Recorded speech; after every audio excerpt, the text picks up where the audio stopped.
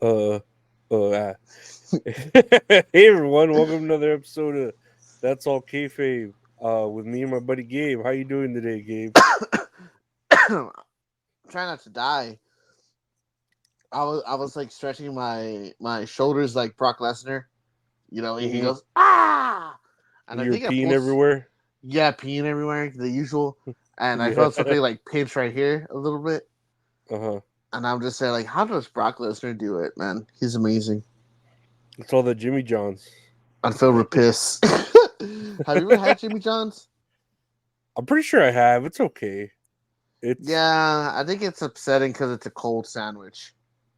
the to me all those places that sell sandwiches, like it's a sandwich. Like even Subway, like I can, they would charge you $5 for a foot long of sandwich. I could buy bread, bologna, cheese, everything for that much and make like a week's worth of sandwiches, you know?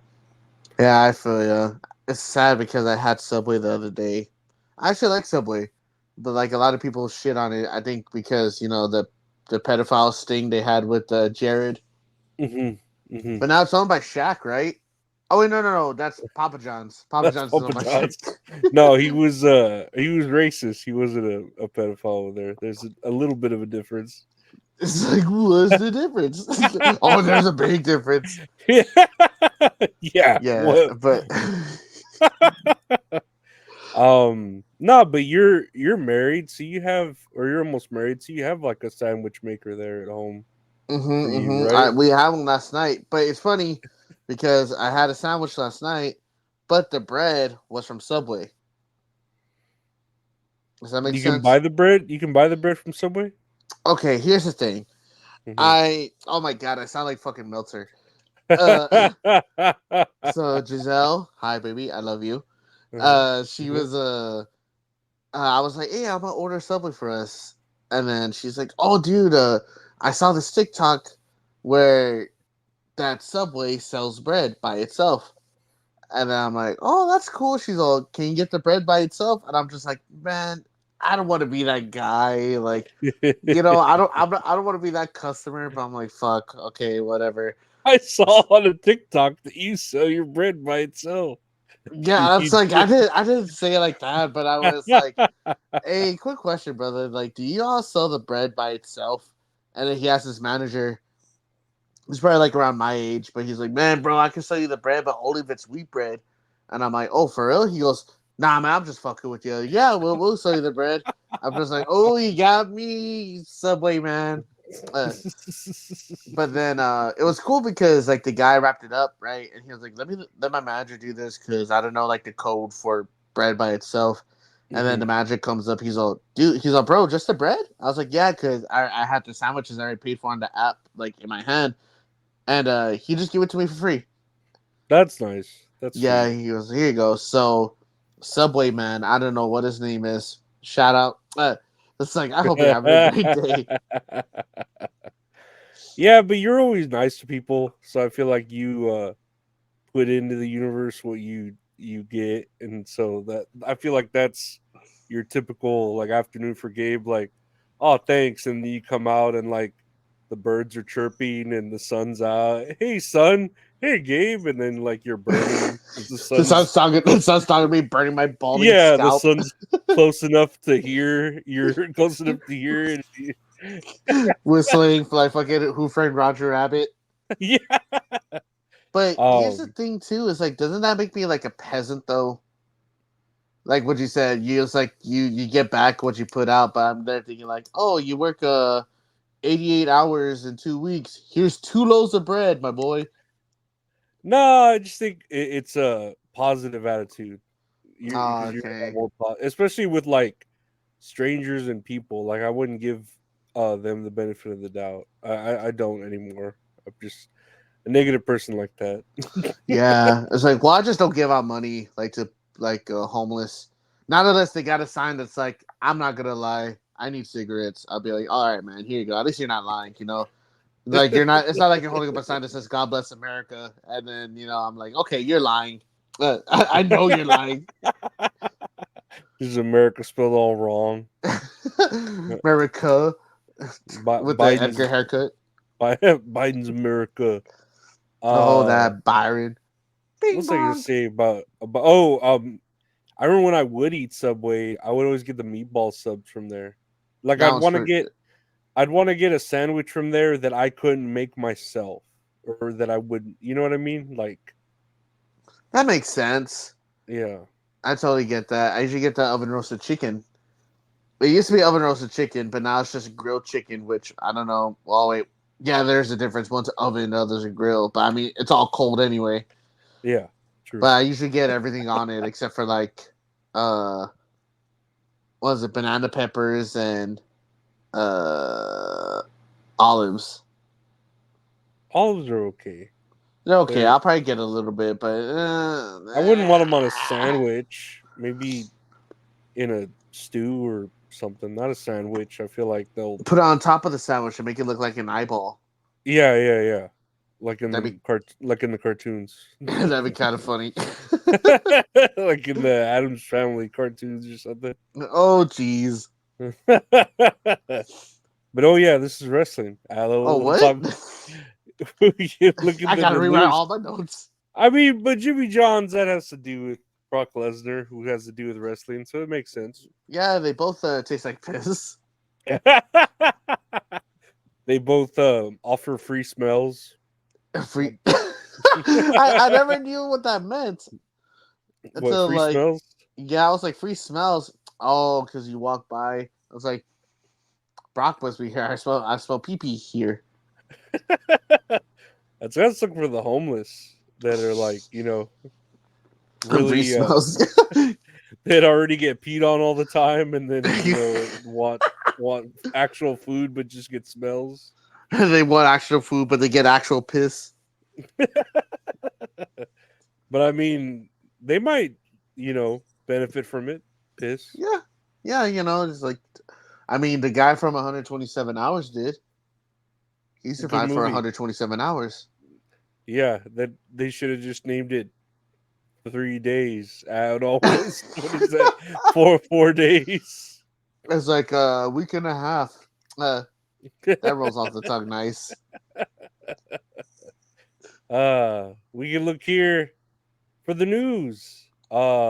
Wrestling news. Let's Wrestling see here. news. We got here Dana White, this evil doer from the Legion of Doom. Now Dana White says that we'll be seeing WWE PLEs, which are the premium live events, back on Sundays as part of TKO's plan to market a whole weekend of shows that would include Power Slap on Friday and UFC on Saturday. And let's take a little listen at his master plan here. Hold on. You guys do the UFC and Power Slap in the same weekend in the same city. Mm-hmm. Yeah, it's gonna happen. We already have those dates set up right now. Yeah, we're Power Slap goes Friday and UFC goes Saturday. And last one for And then me. you're gonna see Friday Power Slap, Saturday UFC, and Sunday WWE. I mean, you'll start seeing that stuff too. So, what do you think of his evil plan for world domination? Bring me Spider-Man! Bring me more pictures of Spider-Man. Bring me more pictures of Brock Lesnar and piss. Ah! Ah! Do you watch Power Slap? So I had to look at what Power Slap was. Oh, you don't know what Power Slap is? Now I do. But like, okay, so I would just, that sounds shitty, right? I would watch Power Slap or just like the competition, but it's like the Russian ones, whereas like the beefy, bulky men that like can take the slaps and everything. I'm like, oh, that's fucking cool. And so when I sent you this story, I was like, what the fuck is Power Slap? I look it up, and I guess they brought it over to the U.S. and they're trying to make it a legitimate sport where. Yeah. But man, I don't think people care enough about Power Slap yet, and I feel like that doesn't really roll off the tongue either. Power Slap. No, I agree with you. It's really the weakest. It's kind of like, it reminds me of Vince McMahon wanting XFL to like really like, oh, it's gonna be big, and then it Mhm. isn't. You know, this sounds like Dana White's baby, where he's like, oh man, I got so much riding on this. It's gonna be big, and I don't think it is for whatever reason. You know. And also, like WWE is making hella money, especially since they moved over to Saturdays now with the PLEs. But I feel like maybe TKO as a whole might see that and be like, no, actually, we're gonna keep WWE's on Saturday, maybe UFC on Friday. I don't know because I've seen a lot of people complain about it on Twitter or X or whatever the fuck you want to call it, saying that they prefer it being on the weekend because Sunday, that's the day before you got to get ready for your work week or like your school week or whatever, Mm-hmm. Yeah. I feel like because UFC they don't have events nearly as often as uh WWE, right? So like uh I feel like they could easily keep PLEs on Saturday and then move them to Sundays when there is a UFC event. Power Slap, I think it should be the same. Like they shouldn't have like the whole things on the weekends. It should be Power Slap when there's no UFC, and then UFC when there's no Power Slap, because they don't have it nearly as often as WWE as well. And then if Mhm. you have it on Friday, it clashes with SmackDown. Uh, I don't know, because people are watching SmackDown if they're watching WWE, right? Especially right before the pay per view. Yeah, yeah. So, And it's just weird too because, like how you said, Power Slap is Dana White's baby, I guess. Like he wants it to grow to something big. But mhm. I feel like that's more how do you say expendable, where it you could try to move it on whatever day or have it air during a specific time. It doesn't have to be on at nighttime. It's like, oh, dude, you want to go watch two guys slap each other? It's like, bro, I could just go to the strip and I'll see that shit. You know what I mean? Any day of the week. No, But there's a lot of like you said, Power Slap kind of probably started out like in another country, and then Dana White got his own version here. But there's a lot of like different random fighting things. Like have you looked? There's like a rabbit hole of that. Like there's the fighting things where there's like 5-on-2 or 5-on-1 uh, fighters. There's pillow fights. There's the fights they do in the phone booths. There's one I looked up called car jitsu oh, where that they one was fucking kind of cool. where they fight in the car, so like or street beefs where they're fighting fucking in the dirt, like there's a It looks lot like of an octagon, alternatives. right? But it's like a cage, but it's like all in the ground. Well, like It's like all dirt, right? yeah, yeah. There's a lot of alternatives, and it's weird to think that like Power Slap will like win against all these other alternatives compared to I don't know. I don't see it. I feel like with Power Slap, they could probably move it to like have it streaming, like on not necessarily ESPN Plus because that app just is just terrible. But I mean, just stream it for free on YouTube for a little bit. If you get a big enough following, then probably then start charging people. That's what I would assume as well, because I haven't heard anything about Power Slap until, like I said, I sent you the story. So I was like, "What the fuck is Power Slap?" I'm like, "Oh, that's cool." I don't think it's big enough for it to be like its own entity compared to UFC and WWE. Hmm. But I agree with you as far as maybe they should keep wrestling on Saturdays and then have UFC on Saturdays. But if WWE lands on that date, they can have it on Sunday. Because from my thinking too is that Dana White thinks UFC and WWE are gonna fall on the same day either way. Yeah, that too. Yeah, like they're gonna always coincide with each other, and they don't have to. They can spread them out. Um, Mm-hmm. Can they coexist?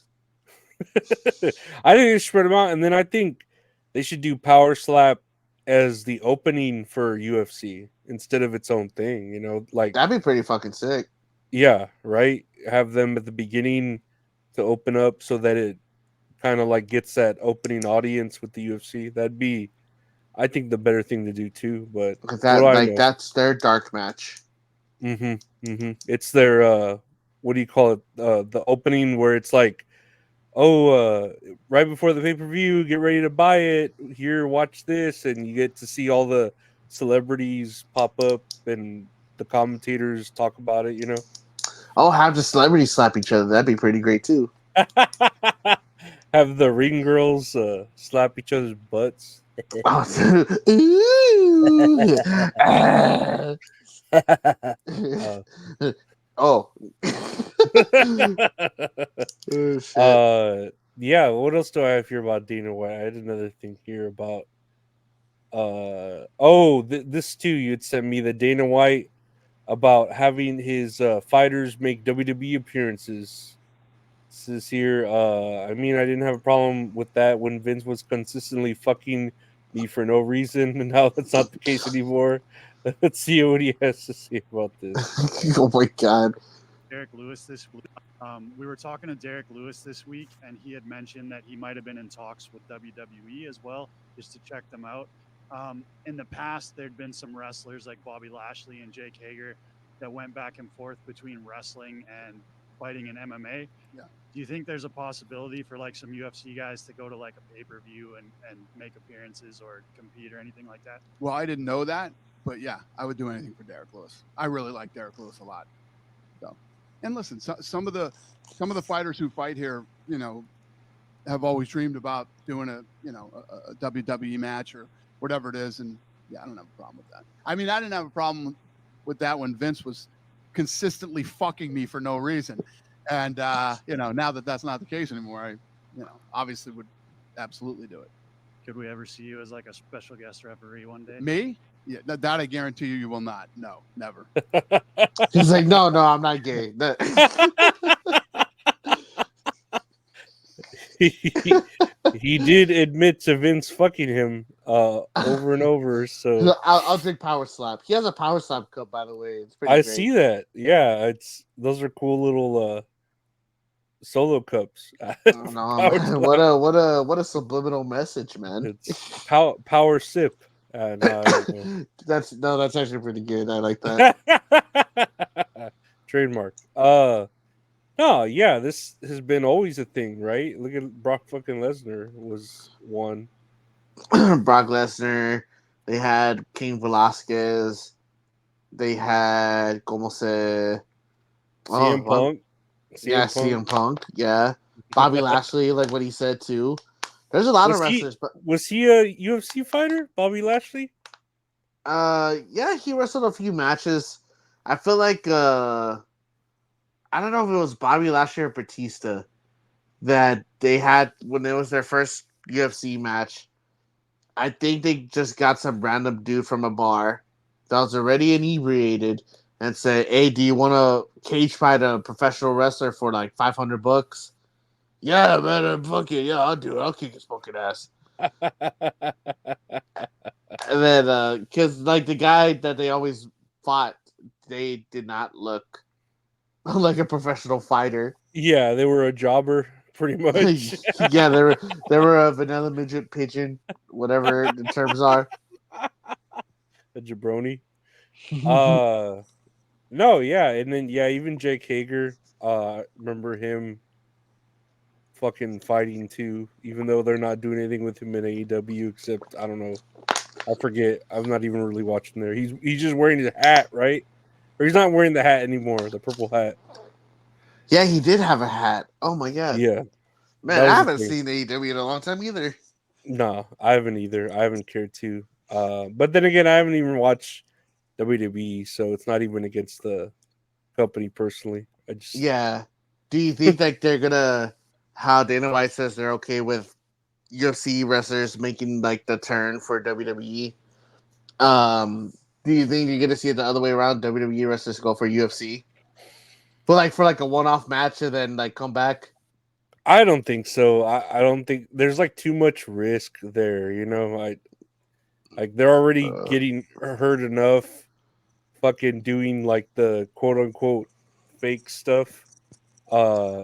Yeah, I wouldn't want to like put them in the ring unless I don't know. I don't see it unless they're already out the door for WWE and they're like, oh, could I do this like transition over there? I don't know. Mhm. I Yeah, and don't. as far as like lately, like the UFC like promotion, like the intertwining between the both companies, like so far it's been like a positive. Like the only negative I think I've seen so far is with Ronda Rousey, but like she's kind of irrelevant now, right? Yeah, yeah, she was already out of there for a while. Yeah, because Uh, I forgot who it was. They had some guy from UFC like just chilling in the crowd. They interviewed him, and he called out Conor McGregor, and then they interviewed him the next day, like on some podcast, and he was like praising WWE, saying, you know, a lot of people say like that shit is fake, whatever, but dude, fuck that. Like if I was to stand on the top turnbuckle and look down, it's like my anxiety would kick in. Like I wouldn't know what the fuck I would do, man. And like you just hear them like hit the canvas all crazy. Nah, man. Props to those guys. So it's kind of cool when you hear shit like that from instead of like them bashing each other consistently. You know what I mean? mhm, from like established actual fighters. Yeah. Yeah, wasn't Randy Orton in the crowd at some UFC event recently, and the fighter that won went and hugged Randy Orton? Yeah, dude, that's cool too. I would do the Yeah, same shit. yeah, no, it's pretty cool. Like it's just shit like that where it's not really them going over there to fight, but it's more like them being in the crowd or doing commentary or doing interviews or just like Hmm. cross pollinating. I imagine that guy that won the fight with Randy Orton, like cage side, I guess. That he goes up to give him a hug, and then Randy Orton just gives him a power slam real quick. He's like, "Oh, I'm sorry, man. I'm sorry." It's like that's it's just it's a routine, you know. It's part of me. It's part of me. Yeah, yeah. I thought you were attacking me, bro. My bad. Yeah, get rid of the draping DDT. God bless Randy Orton. I love Randy Orton, man. We have here, he sent me this women's champion, former women's champion Carmella has been dealing with a drop foot since giving birth, yet she's still hoping to return to the ring. Let me read this here. I miss the fans. I miss performing. I fell in love with that and have been doing it for 11 years. More than anything, I want to prove it to myself. I can go through this insane experience of labor, delivery, and pregnancy, and my body's completely different from the inside out. I'd love to go back and prove that I can. No one else, just for myself. Unfortunately, I've been dealing with what is called drop foot. I have an injury from labor and delivery and pushing the baby out. I have herniated discs in my back, which pushed on this nerve that is connected to my right foot. The top of the foot's hard to lift. I'm literally limping around everywhere. It's gotten better, but I've been wrestling for 11 years, and other than some concussions, knock on wood, never had any injuries. Now I have a major injury from delivering my son. So what do you think of? I was gonna ask what drop foot was, and then she explained it. I had no idea that was or a name for it. There was a name for it. Not me either. I didn't know there was a name for it, but dude, pregnancy's scary, man. Oh Like yeah, oh yeah, I've yeah. always heard a bunch of horror stories, like um about women that just the process of carrying a child. Um, I remember reading like there was this like someone kind of famous that I followed on Twitter that she was carrying a baby. Like you know she has like the baby's delivered now, like probably a year or two old. But when she was carrying the baby, she would take pictures of like her foot would get swollen and like her tongue was like Dave Meltzer. yeah their tongue was like more like decaying in a way. okay. Yeah, like there was like gray spots all over it, and then like parts of it were like missing. Like it looked really fucked up, dude. It looked really fucked up. It looked Yeah, disgusting. yeah. But like that's just like the side effect from like pregnancy and everything. And it's crazy too because how she mentions like the herniated disc, whatever, from the pregnancy. That's what my fiance has right now. Well, I think there's a possibility that she might have that because of her sciatica pain. That Hmm. it just pushed up against the nerve, causing that pain. And it's crazy too, like with herniated discs, like they heal themselves, so it slowly goes back into place and then relieves that pain. No, I can't even. Again, I love the woman's anatomy. I am a man for it here, but I can't. I can't begin to understand it. So I'm not. Of course, It's the yes. yes, it's the solar system. I find it beautiful, but I don't nearly know much about it. I was But like, yeah, I put my mouth on that.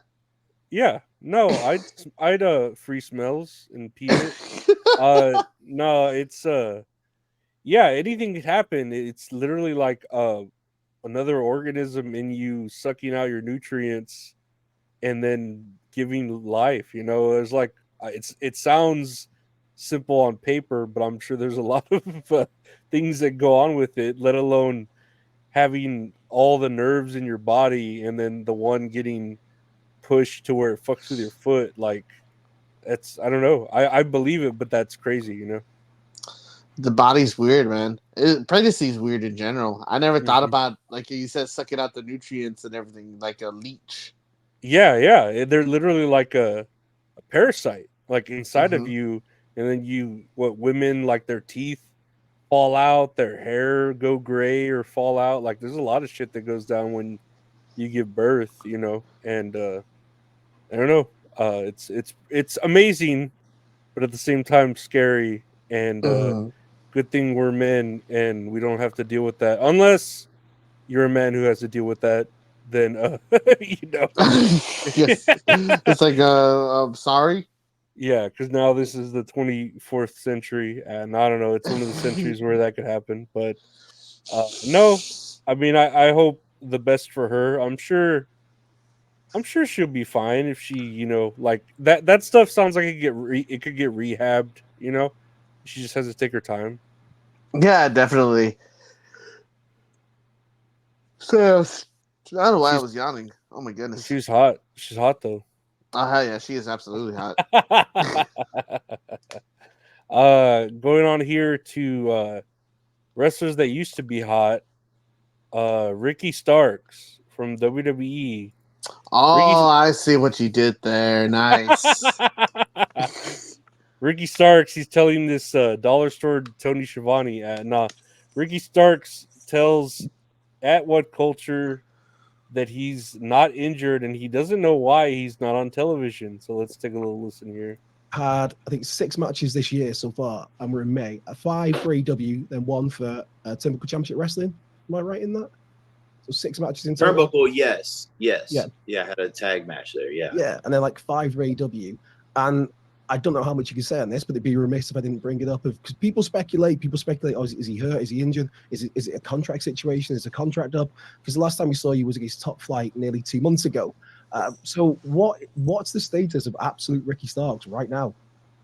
I'm not hurt. Even that night, I specifically stated, "Hey, Yeah. I'm not hurt. I was just like you have to be. I was just being cautious about it because I didn't know what at the moment I didn't know what was happening, and so especially with this side of my body, so I wasn't hurt and I was never put on a injury list or anything like that.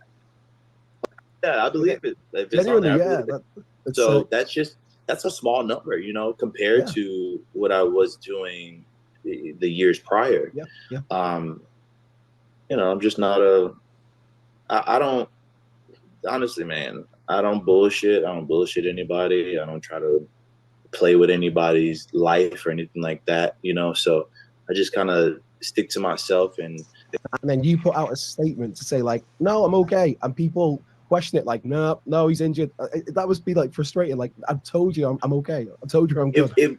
It was, and there weren't any like specific stuff was floating around that wasn't even verified. It just was a list that people just assumed physical.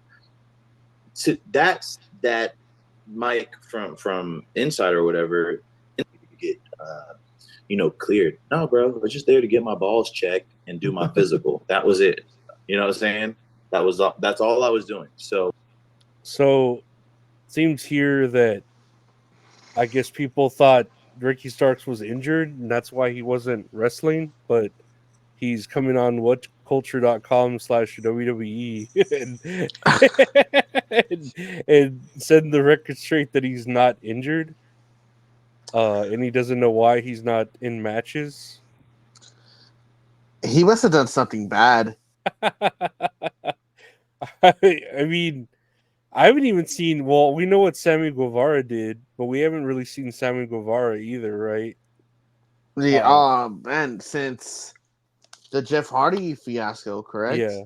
Well, Yeah, but then his wife just gave birth too, so there's that spot there, right? Of okay, the baby came out like sticking his tongue out and everything, like he does. Here's the video that says the beginning of the end for Ricky Starks. Let's take a look here. Don't look at me like that with those bug eyes, sir. I'm talking to this guy. It's your stupid silk slacks, dumbass. Yeah, well, sadly, you didn't take style from the other place, but either way. And you took it from The Rock. Either Good job. way.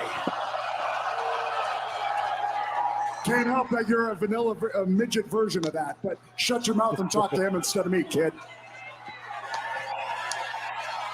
Thanks.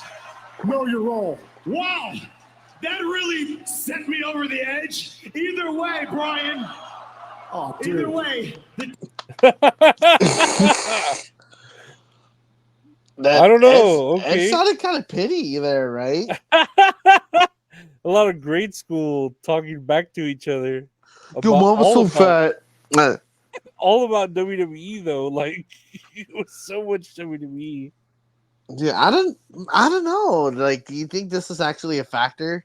I mean, maybe, because I feel like Edge and Bryan Danielson have major word backstage. No, I don't know. And then I know Ricky Starks is like not. I don't know if he's a good friend of CM Punk, but he's pro CM Punk. So I can imagine like fucking what's his name, Tony Khan, just like not having him in matches anymore, fucking subconsciously or whatever, just not caring because of that, you know.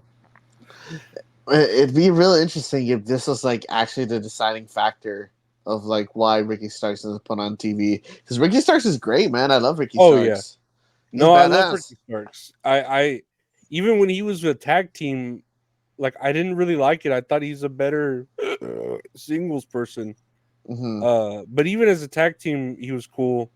But yeah, I think he is like a Rock. I don't know if he's like vanilla midget version of the Rock, but he is like a Rock character. But that's kind of what they need over there at fucking WWE. They need someone. I've always liked Ricky Starks. Real quick, what does vanilla midget mean?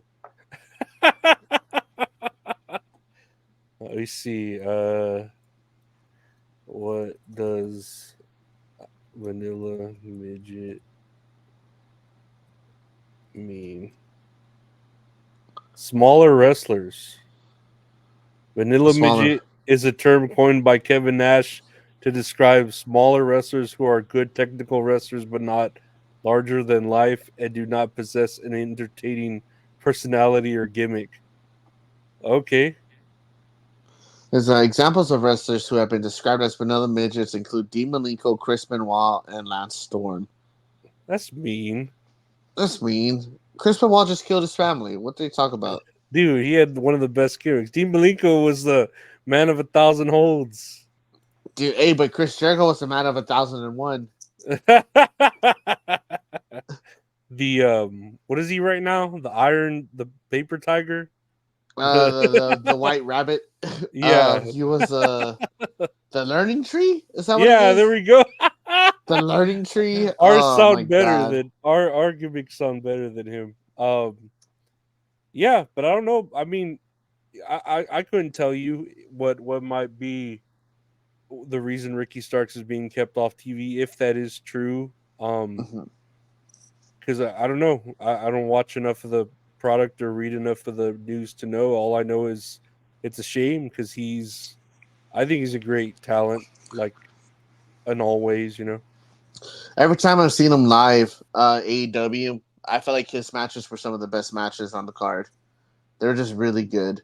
Yeah. I'm trying to remember the first time I saw him in Austin. He fought Swerve Strickland But when Swerve and Keith Lee were teasing about being a tag team, I don't know if you remember that. Yeah. And then the second time he fought against Jay White. And those two matches were actually really good. Probably the better matches of the night, if I remember correctly. But they're always fun matches, charismatic. It's like you said, it's what they need, but it's like you know how you say he's like The Rock, but then you got Edge or Copeland saying like, "Oh yeah, you're a shittier version of The Rock. Hey, hey, your mom stinks." Like it's kind of weird of them throwing insults like that. You know, I feel like you want to promote that so that way they could bring in more viewers instead of like talking down on each other. I don't know. I don't know. And again, even with what's his name, Bullet Bill, big Bullet Bill, Big Bill, Big Bill. they were good too. You know, I don't know. Mhm. They got a lot of good talent over there at AEW that they just don't know what to do with. I always say like him. Finally, they're doing shit with Swerve, but like Wardlow, um, Powerhouse Hobbs, Mhm. uh, fucking I don't know. Sure, there are other women wrestlers there. And then, but no, you're getting the elite, Lorenzo. That's all you're Mhm. getting is the elite, and you're gonna like it. That's what I hear. I hear that I'm supposed to like it. I know it's like if Meltzer likes it, you're supposed to like it too. Well, speaking of Ricky Starks not being on TV, we have here. I just thought this too was interesting. Adam Cole shattered his ankle jumping off of a ramp and has been out of action for 8 months. Darby Allin jumps through a pane of glass, breaks his foot, gets hit by a fucking bus, which breaks his nose, and he's already back. Wrestling is weird. Darby Allin. I hope you fucking die. Oh my god. Darby Allin do himself every match. I hope he fucking die. Oh yeah, because he replaced Eddie Kingston. I remember that. Yeah, they just announced that he's like back, and it's like, dude, where's Adam Cole? Dude, I know he's trying to 100% the Master Chief Collection, man, on his Xbox One. Priorities, man, priorities. He's getting the speed running down. He has the Master Chief helmet on, like playing it too. He's trying to get on the new Summoning Salt video. God, I love Summoning Salt, man. I love I his do videos. too. I do. Every time I see a new one pop up, I'm like, yes, this is gonna be fucking epic. Hell yeah. No, I don't know. Like I said, Ricky Starks. I hope he, gets matches. I don't know. It's weird that he's like conducting these interviews saying he doesn't know what's up and he's trying to like clear the air. Like, nah, I'm not injured. They just don't want to book me in a match, and it's like that's kind of bad when you can't even your boss is such an open door about things, but you can't talk to him or anything. It sucks, man. That's like every business, though. Like, oh, I got an open door policy. I can't talk to you. I'm busy. Yeah, or yeah, we'll figure something out, and then never like do anything. Mm-hmm. Yeah. Hopefully soon we see him back on TV, man. I miss Ricky Starks. Watch, they're gonna show him. They're gonna show him this interview, and then next week he's gonna be on, and then you're never gonna see him again after that. No, he's gonna be on Ring of Honor. Oh, I hate that Ring of Honor is such like we feel like it's like the Shrek of wrestling. It's like the banishment, oh, you fucked up, you're going to Ring of Honor. It's like AEW is the Prince of Egypt, and then it's like, oh, you're fucking up, we're sending you to work on Shrek, you're going to Ring of Honor. Poor Ring of Honor. It's still good. I just they don't care about it. You could They just don't, tell. man. It's upsetting. Yeah, you could just tell. Moving on to a legend here, Tammy Sunny Sitch tells TMZ Sports she is suffering from severe blood clots in prison, is furious with how officials are handling it and lack of medical treatments for inmates. She's worried she will succumb to the same fate of her late husband, Chris Candido, let's roll the tape here. With on there with your leg, are you concerned that it might get to a point where they have to amputate? Well, that's an extreme case, but I mean, that's always a possibility. You never know. I mean, if the blood thinners don't work, Right. And I mean, mainly what would happen first if the blood thinners don't work and it dislodges, it goes to my heart and my lungs and it kills me, just like it did my husband Chris Candido, who died in 2005. He died of the same kind of a blood clot in the same leg after he had ankle surgery after a wrestling match. Are you kidding? Oh my God! Yeah, yeah. Crazy. So all that's been going through my mind for the past 3 weeks is, oh my God, I'm going to follow in his footsteps and die of a blood clot just like he did, because I can't get medical treatment. I love her positive attitude at the end. it's so funny. I'm gonna die the same way my husband died. As she should. Man, fuck Tammy, dude. That stupid bitch. So what do you think about? I know we were gonna get into it. The prison system and the U.S. The pipeline, school prison system. I think it's a shoot, brother. No, what do you think about Sammy name dropping her husband and saying she's gonna die the same way he died? I don't know. I don't think he was in prison under the same circumstances. No, it won't be the same. He wasn't in prison. You are. Little different Sammy, there. it's like you killed somebody. He didn't. They're totally different. You're going to hell. There's a few different variables there. I believe, right? Man, dude, fuck Tammy. Like, look, man, that's upsetting. It's like I would drinking and driving. No, yeah, I definitely would. Hey man, to each your own, man. There's no judging, but I just hope she burns in hell. No, I don't care for her.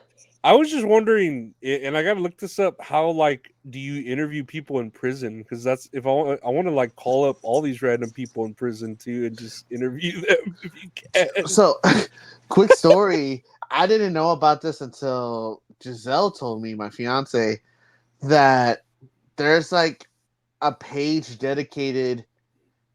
I think it's on Instagram or whatever, but prisoners talk on the phone like this, and they're looking in the camera, and they're talking about themselves for a dating website.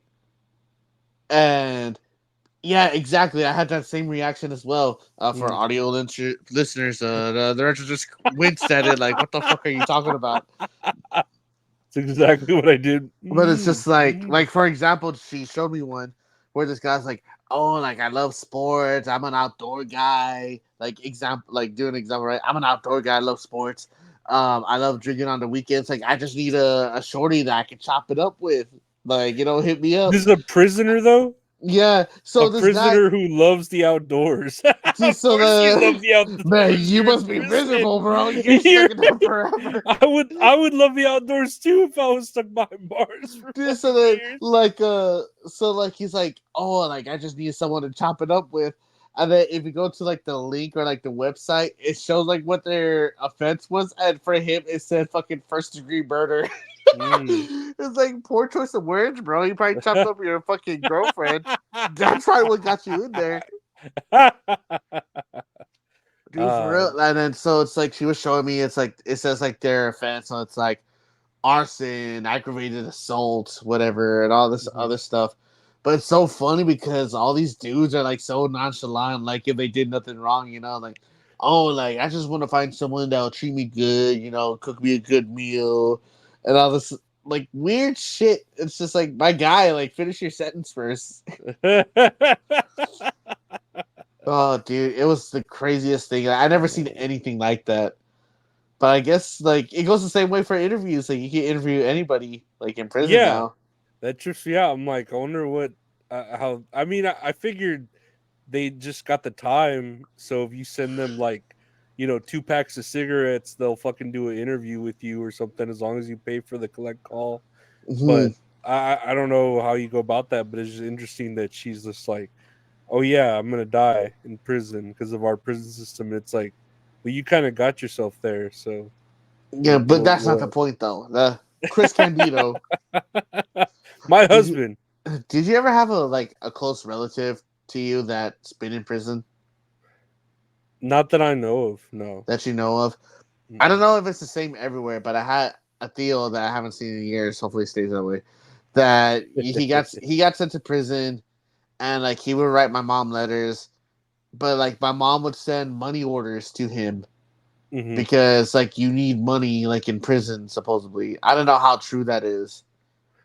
Yeah, I figured like they have a currency sort of no, where you could send money to them and they can use it in the bookstore there or the book fair, no, or the cigarette, whatever the fuck they have there, and For to buy the world's finest chocolate for the fundraisers.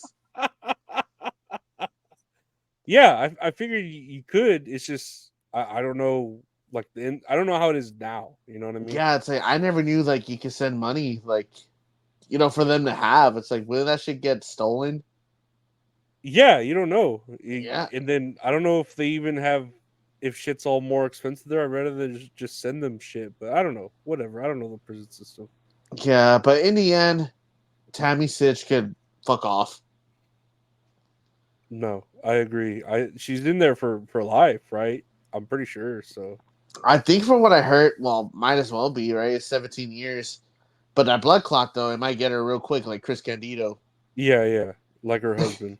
I know. I gotta leave Chris Candido out of this. I think he was an okay guy, right? Yeah. He was decent. Wait, Chris Candido? No, I'm thinking of Jerry Lynn. Which one's Chris Candido? I think I just remember seeing them on Dark Side of the Ring. Chris Candido.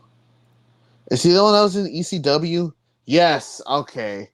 Yeah. I remember this guy now. I was thinking about Jerry Lynn, but it's a totally different guy. Yeah, man, Sonny used to be hot.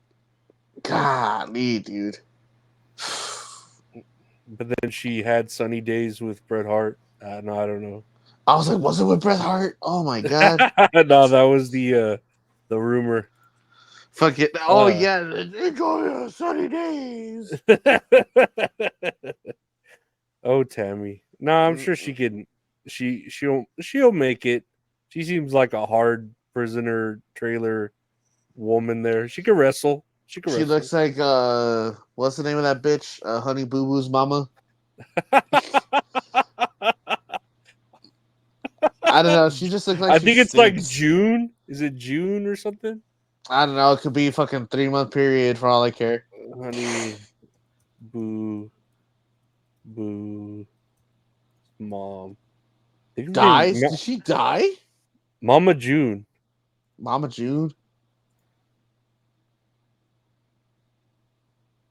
And no, I don't think that was. Okay. That was the sister.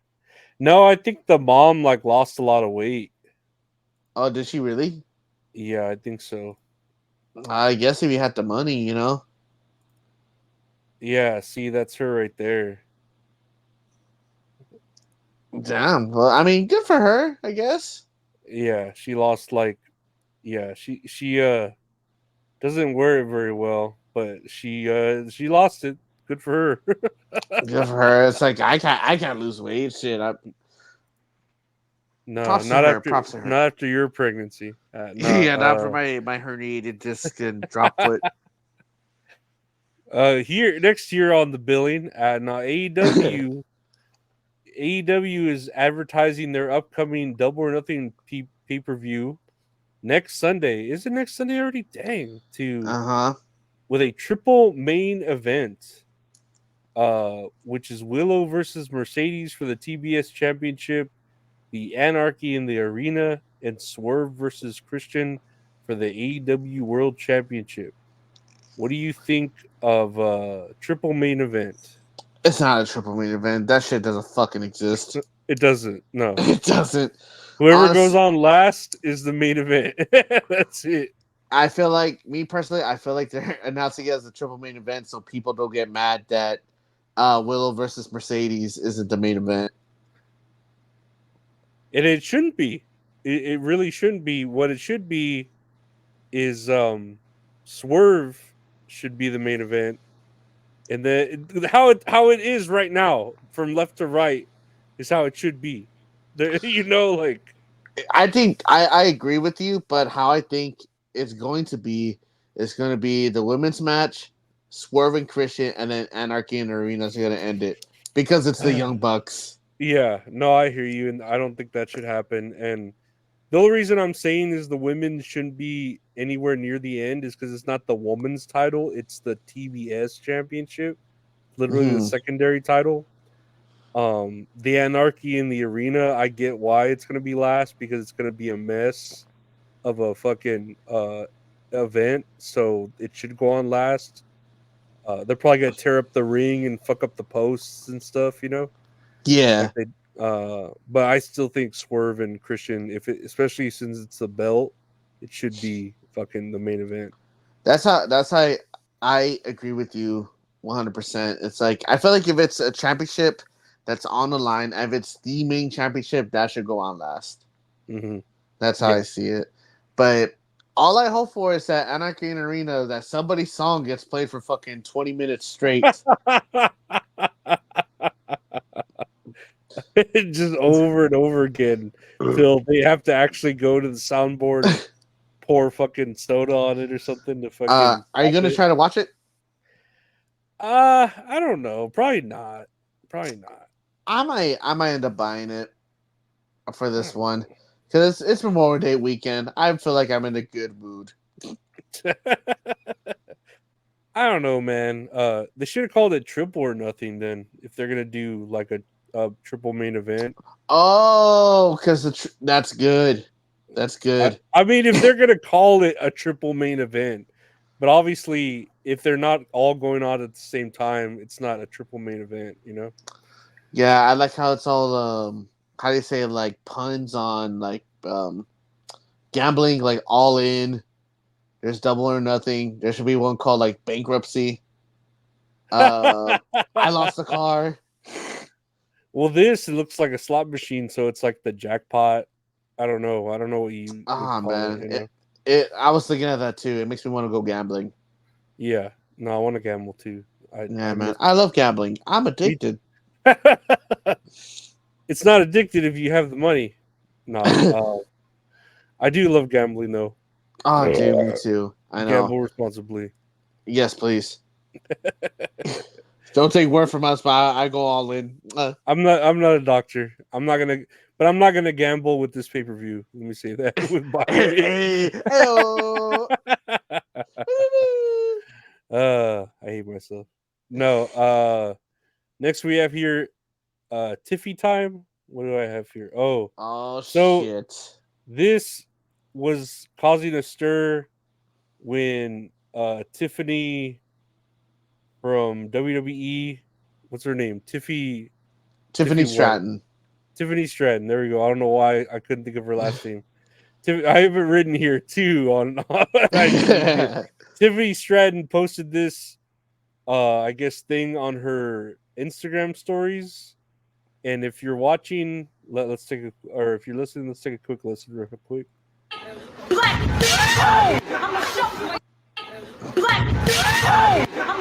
So that's a quick 3-second clip of Tiffany elbowing Jade Cargill in the corner, and it sounds like she's saying "you black bitch" and elbowing her. Right? Is that Yes. okay? So that's pretty much what's going on, and people kind of like it caused a stir or a ruckus. Why aren't you offended, Lorenzo? Guy, where people were like, did she have to use that soundbite?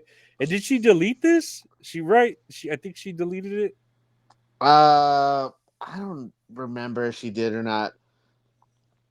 Because I remember going on her Instagram and like seeing the story too. Maybe But she didn't. I don't know how long it was up for. Like she deleted it like either within an hour or a few hours later or what. Yeah. I just saw it once. Which was enough to see it. But It yeah, was enough to develop an opinion.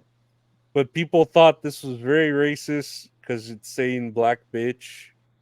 And if for all you listeners out there who may not know, Jade Cargill is of the African American descent.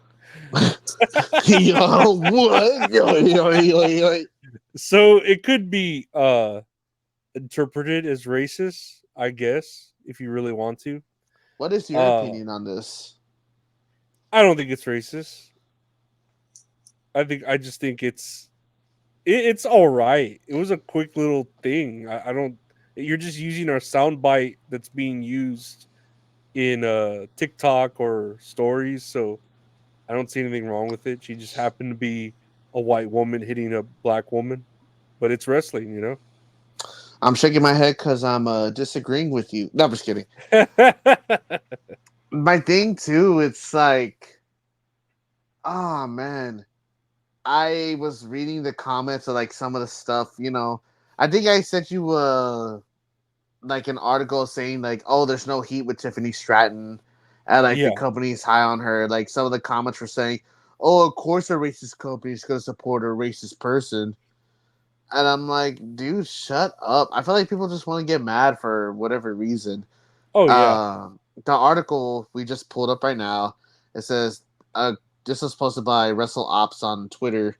There's no heat on Tiffany Stratton within WWE and is seen as someone with a very high upside by management.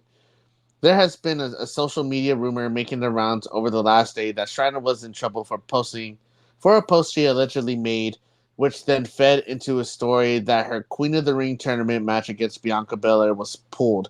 It has not. She's absolutely not in trouble for anything internally within WWE and has been nothing but praised by management and other talent since moving to the main roster a few months back. Despite the rumors, Stratton's status within the company is unchanged and she remains on good footing. And this is by PW Insider.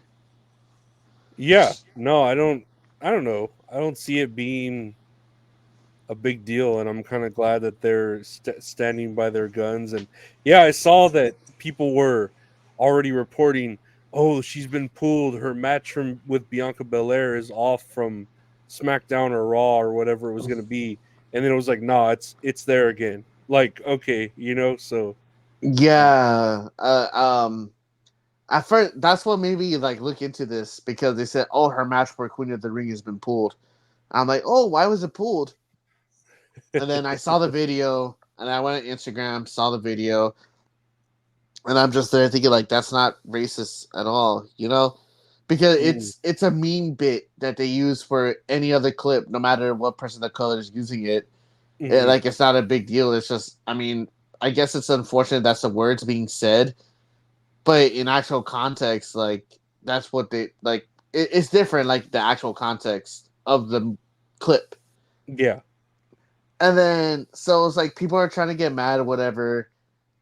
And then I saw that people were saying, "Oh, like the match wasn't pulled because of Tiffany Stratton. The match was pulled because Bianca Belair, she's pregnant." Did you remember seeing that? Did you see that? I saw some like things about it while the match happened about kicking her and stuff like that, like kicking the baby in this, but I thought I didn't know she was actively pregnant or just became pregnant. I don't know. I I was had like, no idea. it's like I'm gonna be honest. If she's actively pregnant, she was actively pregnant because by now that baby's fucking dead after that match. Let's be honest. Yeah, Tiffany was aiming for the stomach, right? Like the I whole know time. it's because she's pure evil. Oh, what time is this? Time to hate Tiffy time. Like I don't know, dude. It's this cancel culture thing. It's weird. It's real weird because it's like I feel like it doesn't work.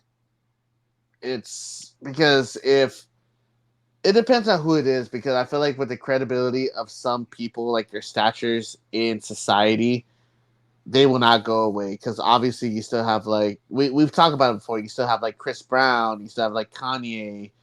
Um, you still have like people in like media outlets like Alex Jones. You have Ben Sharpio. Is that his name? Ben Sharpio. I know a lot of people. I think Shapiro. There you go. Mhm. Whereas like they still got platforms that they could display like their hate, whatever. But then if you have someone like a YouTuber, like it's gonna be more hard on them because like it's YouTuber, like it's a YouTuber thing. Mm-hmm. And if cancel culture was a thing, should fucking work on everybody. But I feel like it, especially now, people want to use the term canceling just to get what they want if something doesn't go their way. And I feel like this wasn't offensive at all. You know what I mean? But now people want to blow it out of proportion, saying like, "Oh, like she's a racist. Like WWE's a racist company. They support her. Of course, they're gonna support her like that." It's like, man, dude, give me a break. Like, No, it's ridiculous. And then, like, if stuff came out where it actually explained, like you're doing and clearing it up, they'd be like, "Well, I don't care. They're still racist." Even though you like give them an explanation, they already have the people who are against this already have their opinion set. They just want affirmation, and if they somehow like you explain the facts to them like you just did and understand the context of a situation, they'll be like, well, I don't care, they're still racist to me. And it's like, well, okay, well then I wasn't going to change your mind anyways, so why did I spend all that time? And then it goes to the fact that, like, if you're hearing something racist, maybe you're the racist, like within that sound bit. mm-hmm. Now I agree with you. It's like I hear that sound bit all the time on TikTok, and most of the time it's funny. Like, you know what I mean? Most of the time it's funny, but sometimes it's just like, oh, okay, whatever. But it's like I don't ignore it because I think it's racist. It's just like I just don't think it's like funny, whatever. Yeah. But it's not like even Tiffany Stratton went and made this video herself. Like she purposely like knows how to like clip and edit. You know what I mean? It's not like she made it like, oh man, I'm gonna knock this black chick down a peg with this intentionally racist thing. Yeah, exactly. It's people I are don't know. taking it way out of proportion, and it's so dumb. And once I heard about like, oh, like it's actually the pregnancy thing, I'm just like, okay, now you just don't know like what you're talking about. Here's a quote from Dave Meltzer on this Tiffany Strand situation. Basically, if this was someone who wasn't a star, they'd be fired instantly. Lots of fans sent the video on X to Paul Levesque, so it was a pretty significant situation. I don't know about that. I don't Mr. think Meltzer. significant. It was significant because people kept fucking spamming. It was just, I don't know. I don't think anyone would be fired for that, regardless of who they were. I don't think so. It's I don't nothing. know. I feel like there's other. I'm pretty sure there's other racist wrestlers, right? Like in the company. There's more. There's the whole like Vince McMahon thing going on. That's kind of like the bar on what is bad. So like, calm down. And then you got Diddy doing those things he's doing. So it's like, dude, if a girl posts a girl wrestler that's a heel, that's a bitch, that's her character, is posting something like this, and she's in a feud with that wrestler, that makes sense. Like, it wouldn't make sense if she wasn't even feuding with that wrestler and she wasn't a heel. Like, there's context to it. People just want to point and blame and be the victim. I feel like, especially with like canceling, I feel like it's only people want to do it if it only benefits them. Like,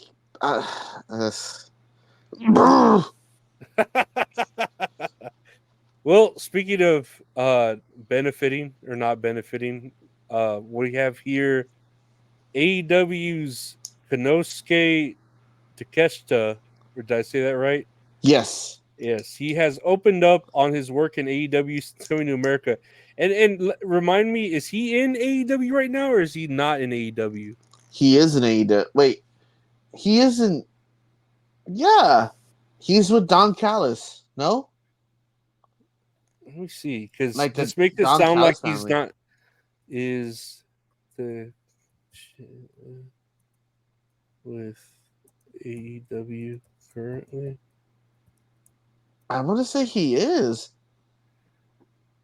Yeah, he is currently with AEW. Okay, so when you sent me this, I thought it was that he's like not with AEW anymore, and he was reflecting on it, but he is with AEW, right? Yeah, I was thinking the same thing as well. So AEW's Konosuke Takeshita has opened up about on his work in AEW since coming to America.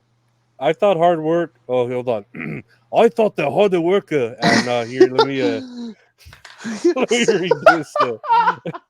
I thought hard work could cover for everything else before getting there. If I showed how good I am, I could get more airtime. But there are other aspects that come to play when competing here in America. Discrimination is not the word here, but unfortunately, there's a lack of space for an Asian person to be on a TV show watched by Americans. No matter how good my condition was, nor the amount of matches I was put in, or how many times they said my match was good, it felt like I couldn't make it in the starting lineup, to put it in baseball terms. Everyone felt like they're having fun wrestling here in Japan. I didn't have any fun wrestling ever since I got to America. The effort was bearing fruit, but I didn't feel the enjoyment. It was the most mentally exhausting period in all 12 years of my wrestling career. However, when I stopped having fun, my matches were better received and I gained more recognition, and it's not proportional. And that's him in an interview with DDT Pro. I didn't know what was I gonna say? I don't know. What do you think of his comments here? Because I thought he was not with AEW, and this is apparently him saying this while with AEW. It's interesting. Like I thought after reading this he left. That's what I was Yeah, thinking. yeah. I thought he had left. And when you said it to me, I was like, "Oh man, I guess he's out of AEW too." And then we looked it up, and it's like, "Oh no, he's currently with AEW, and he's just saying how there's no space for him here in American TV wrestling, but it sounds like it might be AEW's fault for not using him the correct way, you know? I feel yeah, yeah. Are the comments saying anything too about like, oh, I did he leave or further stresses comments about his AEW run? Uh, mentally exhausting. Uh, Americans are so trained to watch WWE style wrestling, so it's hard to be open to different styles of wrestling and its production when it's not like WWE. I don't want to comment too much on what I could do, on what I would do, because I'm replying to this and not running a show. It's a I don't kayfabe know. interview. It's a kayfabe interview. What does it matter? It's like talking shit about the company you work for. It says here, it's not really his fault. Booking failure, even WWE, even as a jobber, Nakamura is presented well. Takeshita could do well in the same presentation, but with the Don Callis family, Tony doesn't know how to build up a heel stable. Swerve was an accident, and now he's turning face. So yeah, I feel like he's just talking shit. Well, he's trying not to say anything bad about AEW, but he's blaming more like American wrestling for them not taking to him like the Japanese would. And I don't know about that because like the article or like the comment said Nakamura is pretty cool with WWE, even though he's just like mid Carter. Hmm. What's his name? The Rainmaker. Everybody likes him. Okada. Yeah, so and then who's that other Japanese dude that does the text to speech? Oh, Shibata. Yeah, I like him too. Like Nah, it's just they're all good. It's I guess in the end, obviously, it's like just like art, wrestling subjective to everybody. I personally, I love Takeshita. I think he's fucking badass. Like his wrestling style and everything. His match with Osprey is probably one of the better matches I've seen like in a few years, and it's fucking awesome. I kind of agree with that comment that was saying like it's the WWE style where like people are just so used to it. But then again, AEW consists more of like the hardcore fans mhm. where they want to care about the wrestling more, but it's like they also want a good story. They expect a lot, and I feel like him being with the Don Callis family isn't helping at all because I know a lot of people are just hate Don Callis in general. Yeah. And but I don't know. I honestly don't know too much about it. It's a shame that he's not having fun. If to me, if this is like true and not kayfabe, whatever people want to say. This kind of reminds me of Ricky Starks, where he has to like go on an interview and kind of go viral like this for to be heard by his own boss. You know what I mean? Like, Mhm.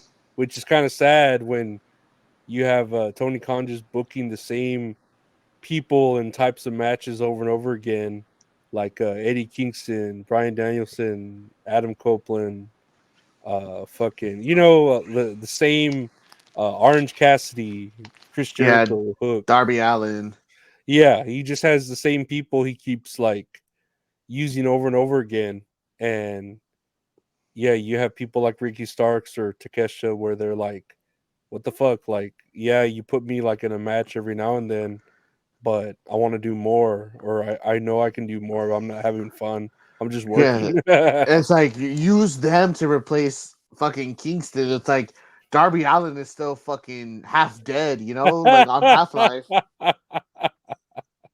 I mean, nothing against Darby Allin, but damn, it's like you got such a big roster. Maybe he's upset because he has to put in so much work, like into the matches, like in order to like try to seem as a big deal, so that way he can get more TV time. Yeah. Which I could see that being a factor as well. But it's like it sucks too because I enjoy him as a wrestler. Like he's a badass wrestler. I want to see him more for his athleticism. It doesn't necessarily have to be like a character or anything like that. It's like Mhm. I feel like just having him in the heel stable isn't really doing him much either way. No, but I'm sure once Tony Khan hears this interview, you'll get more time in Ring of Honor. And then fucking Tony Khan's actually bald. The hair just falls off. And so, what do you think's gonna happen? Like, what's the next step here?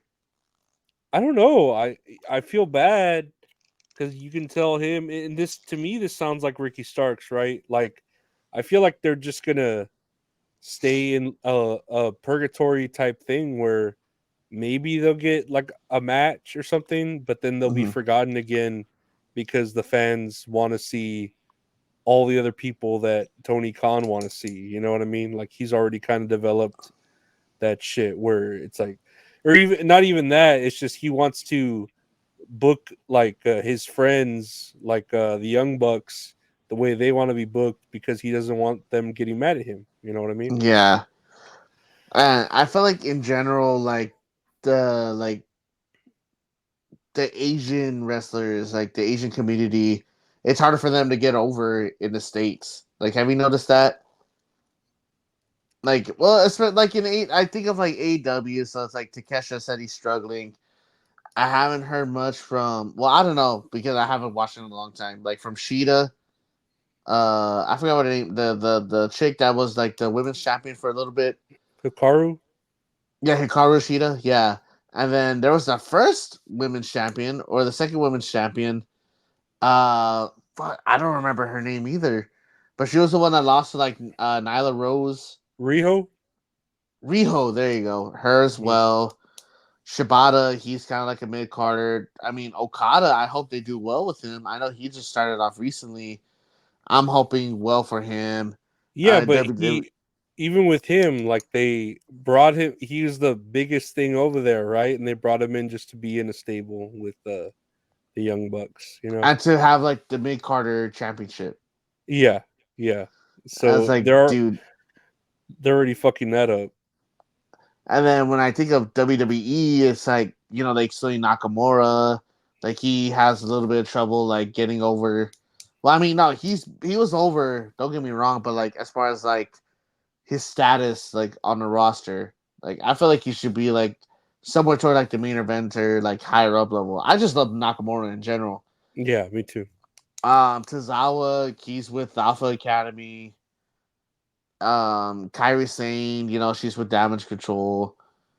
I feel like the one that was able to succeed from it was Asuka, like in the most recent years. Because I mean, I fucking love Asuka. She's fucking badass.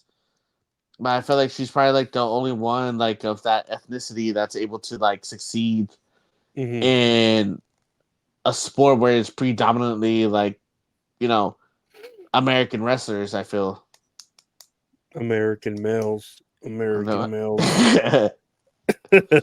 Not.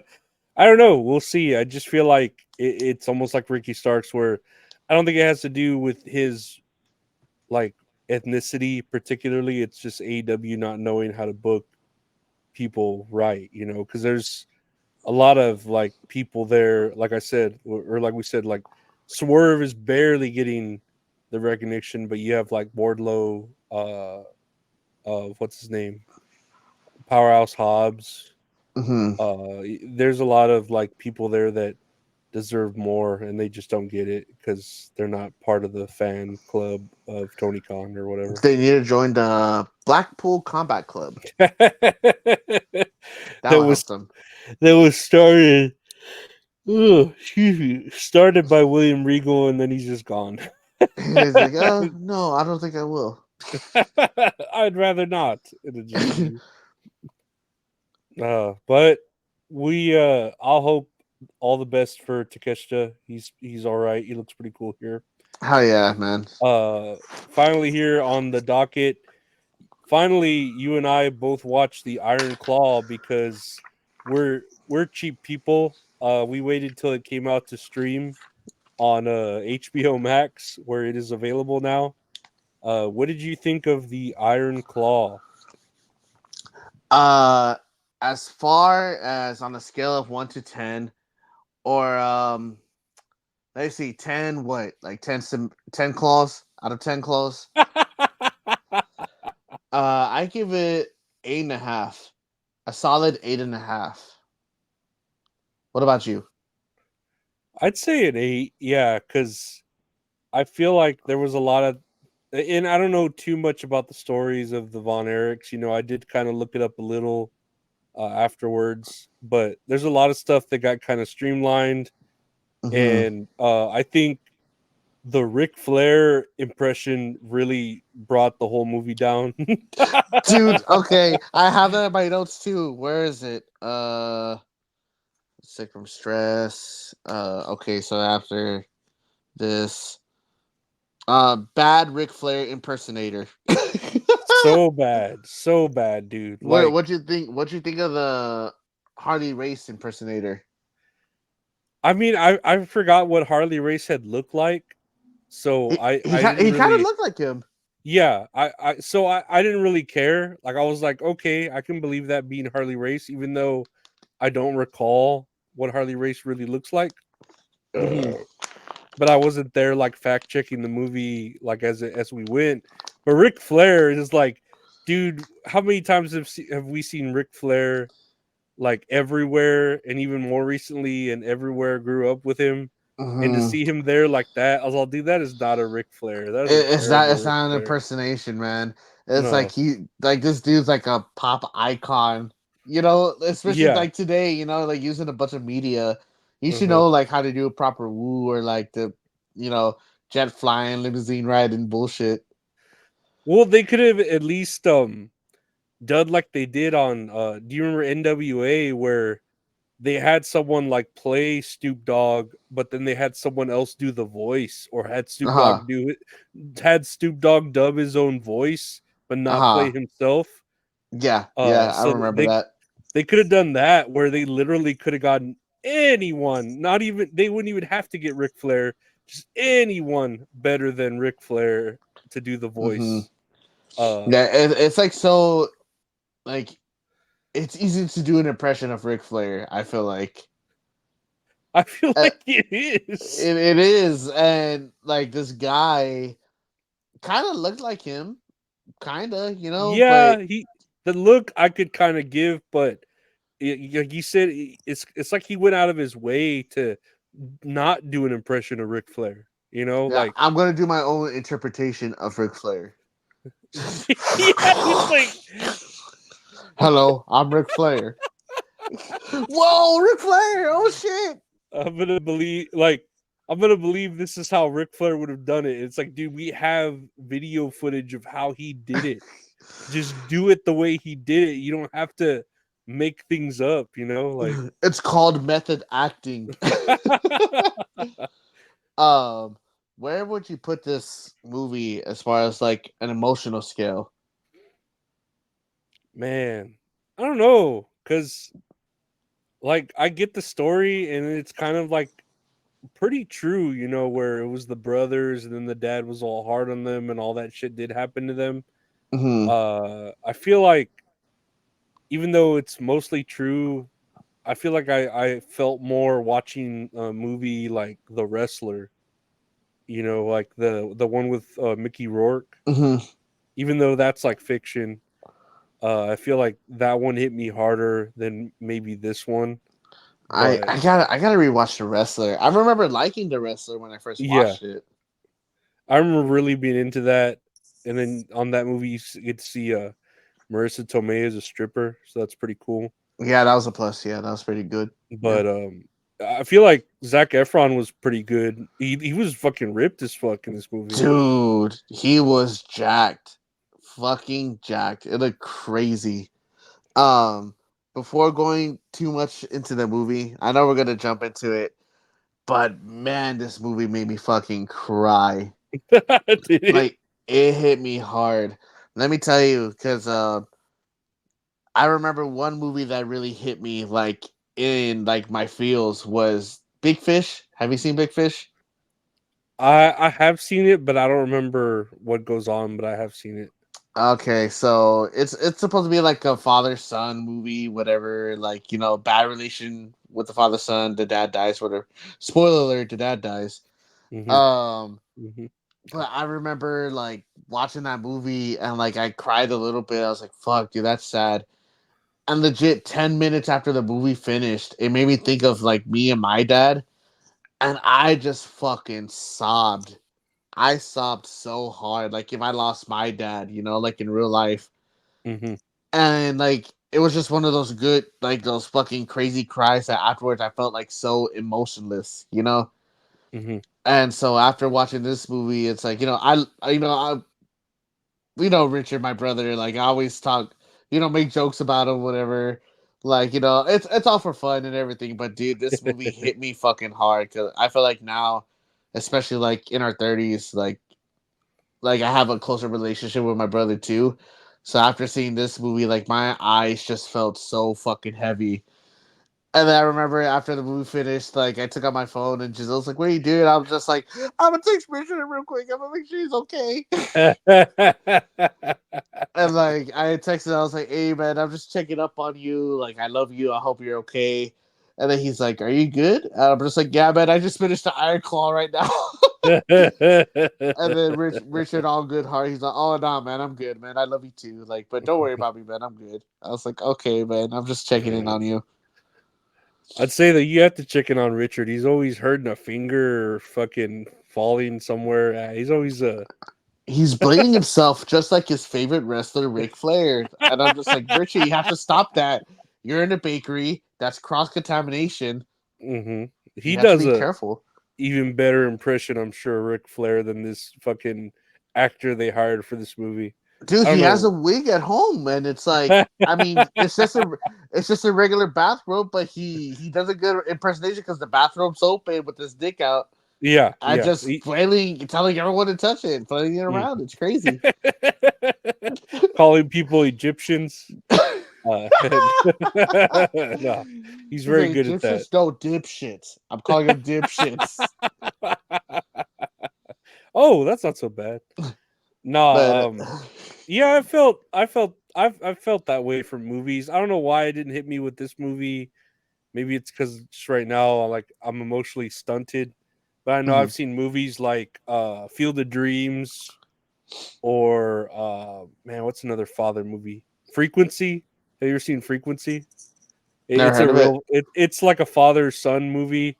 But yeah, I felt that way too. Where like at the end, I'm like, oh man, I should probably get closer to my father or something like that.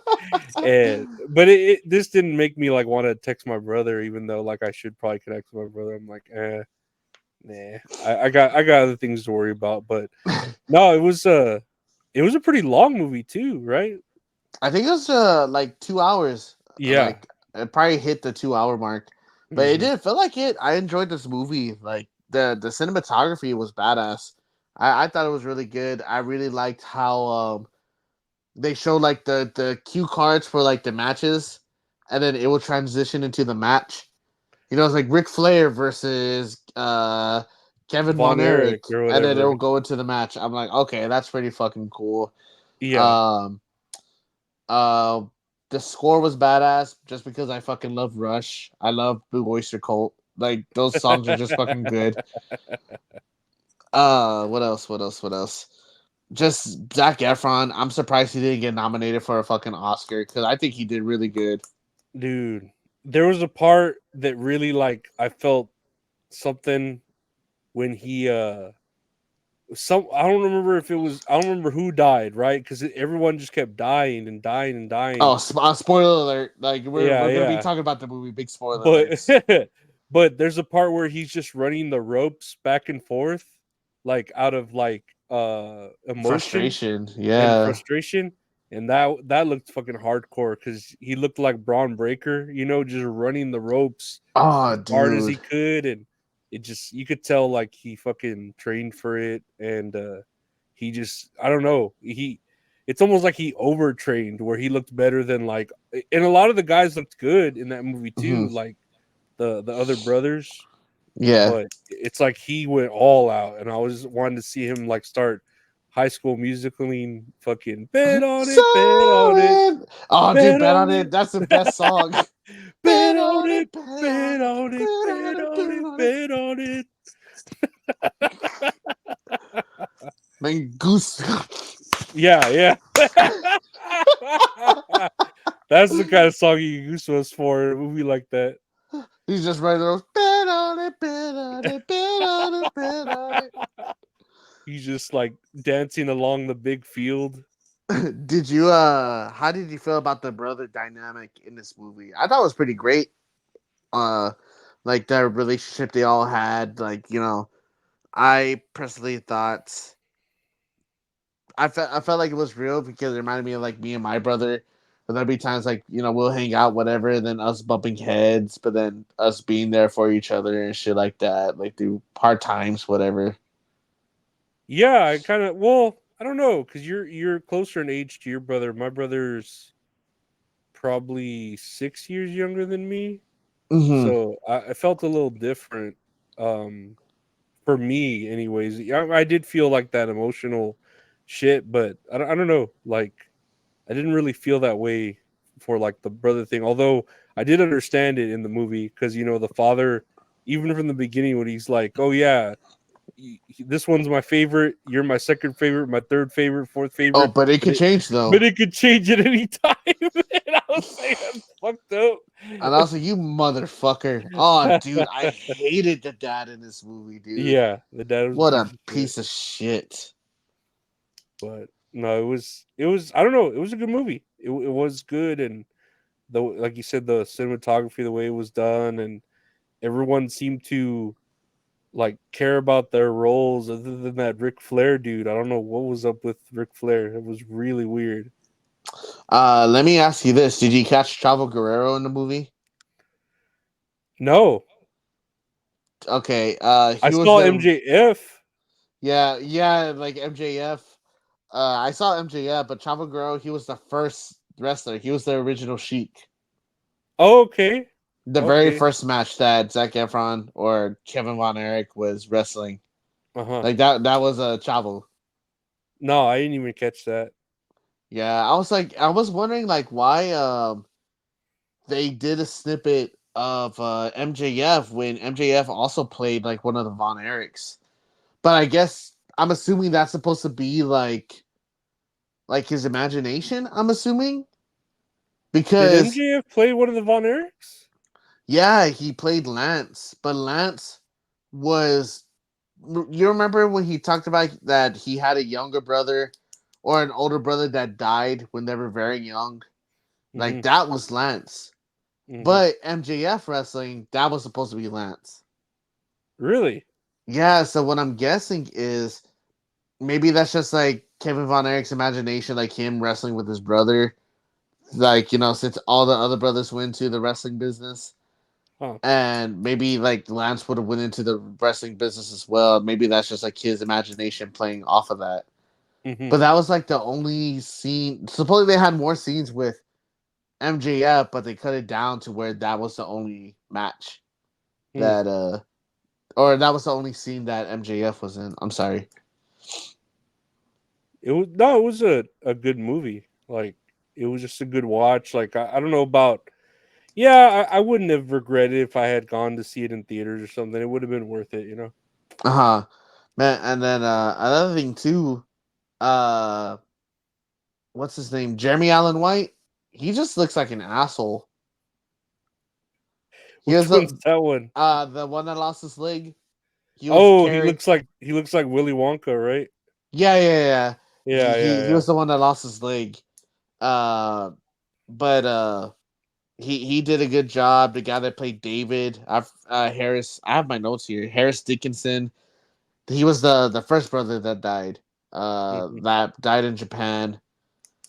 And dude, I felt bad for that other brother, Mike. He was the like the scrawny one that the dad hated. Oh, dude, I hated the dad so much, dude. That was fucked up when he gets that like what toxic shock syndrome, and then Uh-huh. he's there trying to play the guitar like he used to, and he can't like play it like he used to. Really like to play music, and you could see him struggling, and he was so mad about it, and that's why he ends up like what just taking a bunch of pills and going into the forest or something. Yeah, just killing himself, man. The shit was fucking sad. There was one quote here that I wrote down. I think it was after David died, and the dad tells everyone like to take off their sunglasses, and he doesn't want to see anybody crying. He says, "Of his 25 years, he lived 75 years of life." And I'm like, "Bitch, you think they die at 100 years old? Like, man, you're fucking stupid, you idiot." Like dog years or something. I know, man. Shit, I fucking hated him, dude. I was so mad.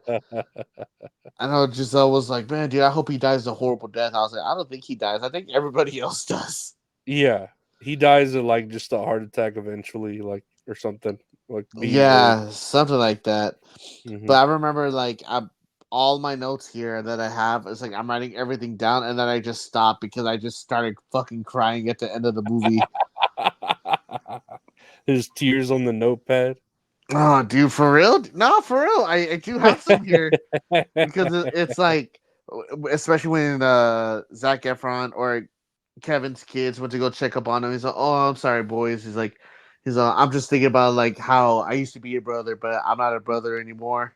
I'm like, "Oh, fuck, that shit hurt me." No, it was a good movie, Hell and yeah. I'm glad Zac Efron stayed alive. I don't know why I thought he was gonna die too, even though I knew like that one of them survive. I'm like, man, this. I don't know. Like, it's weird because all the death and it's kind of still a happy ending. You know, like there's still positivity in it, even though there's so much like tragedy in this fucking movie. Dude, it's absolutely sad, man. Hmm. But it was a very good movie. I don't know if I'll see this movie again for a few years because just like the emotional trauma it did to me, I'm like, oh man, but damn, this shit made me miss my brother.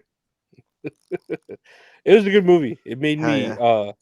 want to go rewatch High School Musical. No, I don't Hell know. yeah. It made me want to go watch 17 again. One of those Zac Efron. No, he was good in this movie. Like a ripped up fucking Riddle. Dude, all that because he's barefoot. Yeah, I was all dang, he wrestles barefoot too, the Von Erich. I was like, I guess so. I was like, Yeah, dang. I think he was the only one that wrestled barefoot though. Yeah, yeah. Nah, but he did badass. Like he looked like he a professional wrestler, but fuck, he was fucking jacked. It was scary. He looked scary. Like I've never seen him that tanned and ripped and leathery looking the whole fucking movie. Yeah, then like his getup, he has the cowboy hat with the fucking short jean shorts and cowboy boots. I was like, damn, bro, what a fucking getup. Even his like face was all Giga Chad looking, like all squared, and Yeah, I it thought I was gonna start hearing "Can You Feel My Heart" by Bring Me the Horizon playing.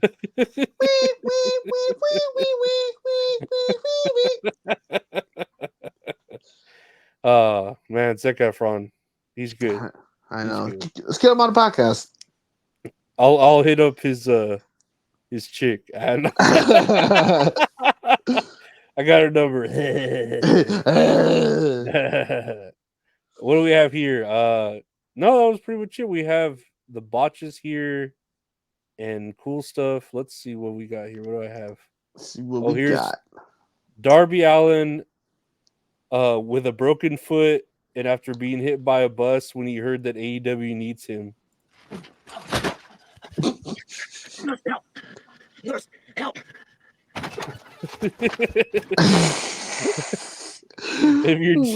if you're just listening, it's the from the first season, the first episode of The Walking Dead, where when he's just waking up in a hospital. Yeah, when Rick is getting out of the hospital. There's help. Man, Giselle's watching that right now. It's crazy how much the show's changed. Where's she at? She's sleeping right now. No, I'm No, just kidding. That she's no. No. She's on the season. Though that fucking cult's walking around, but the one they wear the zombie faces to like blend in. Whispers. Yeah. Whispers. Sure. It's like I haven't. I never watched it when it first came out. I finished the vanilla midget Walking Dead. No, I finished the regular like for the first like the regular seasons, right? Vanilla Walking Dead. And I just started Fear the Walking Dead, which is like the prequel. Oh, is that good? It's okay. It's all right. Are you okay with how The Walking Dead ended? When it gets to the whispers, that man, I don't know if you're watching. I don't want to spoil it, but I feel like I'm not watching it. I feel like they introduced them too late, and there should have been. And pardon me for my joke here, but there should have been more whispers of them being around, because it's just weird that they suddenly appear like at a certain season, where it's like season 7 or 8, and no one has heard of them or seen anything like that since then, since the whole beginning, you know what I mean? So yeah, that kind of makes me think like, like they just appear, you know? Yeah, and it's weird too because like I'll walk in on a couple of episodes, but obviously I'm lost because it's like she binges, so like she'll probably be on a new season by the time I ask her like, oh, what's going on? Because I guess like now the daughter's all grown up and like because I think 6 years have passed or something like that. There's a I forget what season, but there's like a 5-year or 6-year gap right after they defeat Negan or whatever from the Saviors, and there's a big time jump. Yeah, it's like a One Piece. There's a time jump in One Piece as well. I'm just gonna compare everything to One Piece. It'll make more sense for me. Bear with me. I like my women wearing One Piece bathing suits, not the anime. One Piece zombie masks.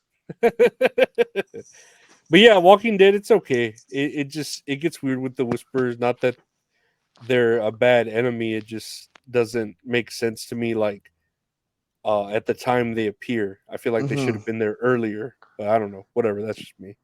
Nah, I understand. To be more like conflictive with all the other groups.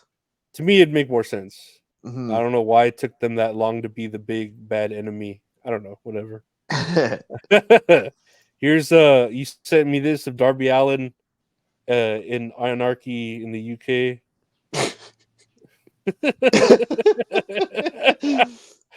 I don't know why it's just like in mocap shit.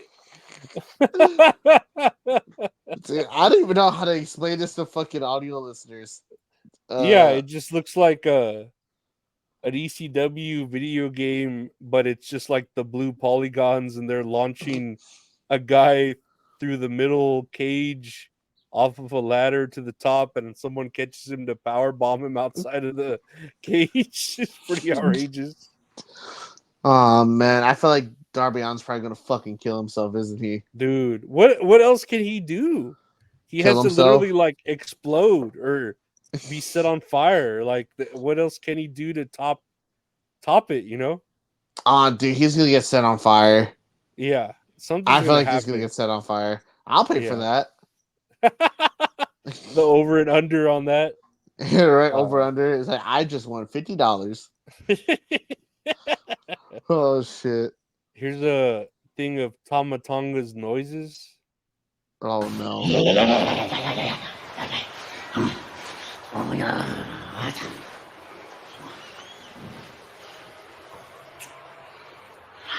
Time to go. Yeah. Man, have you ever played Conker's Bad Fur Day? No.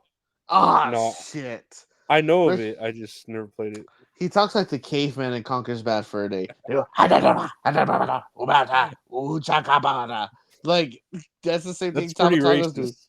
I know. That's pretty I feel fucked up. He But sounds they- like Cornholio or something from Beavis and Butthead.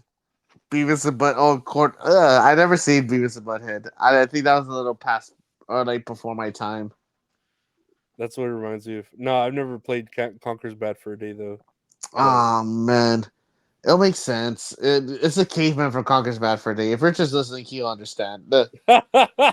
Our one.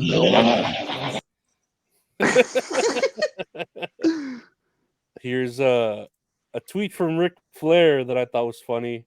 Oh no! I just saw this. I don't even know what he's saying here. This is Ric Flair. This is what everyone in any place in the wrestling business dreams of: respect. Regardless of who I work for, I will always love the WWE for the respect they have shown me. Thank you. When the day comes, I am so confident you will honor me. And there's an article here he put say WWE had 3 episodes of Raw prepared if Ric Flair died in 2017. Oh my god! I don't know if that's respect. They just like we're like, oh, let's get ready. He's gonna die. We got the graphic. I was like, oh shit, we're ready to air it whenever he's ready. If I were WWE, I'd be like, fuck, he didn't die. We just wasted all that like editing on him. All that manpower.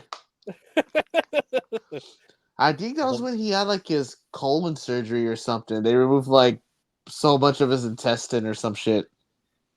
Is that the one where your brother really thought he was gonna die and he was like waiting for the phone call to hear that like Ric Flair died? I know he had the fucking those tubes that he twists and it shoots out confetti.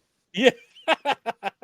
Yeah, he had like 3 of those ready, man. He still has them in his closet just waiting. He had a special bottle of wine like there ready to drink. He has a Snoop Dogg's wine, the 19 Crimes. Dude, that wine fucking sucks. I think I'd bought it for my buddy once and he said it was okay, but he probably just drink he would drink like turpentine, you know, like he doesn't really care as long as it don't get him drunk. It'll get him fucked up. Nah, Yeah, I thought his wine sucked, but then again, I'm not even a wine drinker. Well, it tastes like beer, and like you can taste the hops in it. Ugh. But I know it's kind of shitty. Hops like a rabbit. No, I think so. Yeah. No, you do know, yeah. It had bits of rabbit in it. That's cool. Don't downplay yourself. What do I have here? Let's see what this is. Oh, this is just a graphic.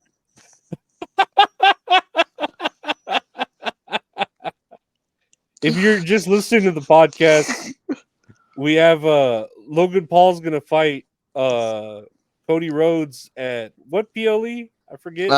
King and Queen of the Ring. King and Queen of the Ring. And this picture has Logan Paul in an Toy Story alien hat and Cody Rhodes is Stardust. I hate this so much. I think one of the comments that I read here was I realized why Logan Paul doesn't use chokeholds. Damn, that's good. That's funny. And I was like, pretty funny ass picture though. Oh man, do you know about? Well, I'm pretty sure you know about like the whole like why he's wearing that hat. Yeah, the Japanese forest or whatever. The Chinese. No, forest. he likes Toy Story. That's it. I actually think I have that hat somewhere here. Really? I think you showed me once. No, I take it back. It's a Minion hat. It's not an alien hat. It's a Minion hat.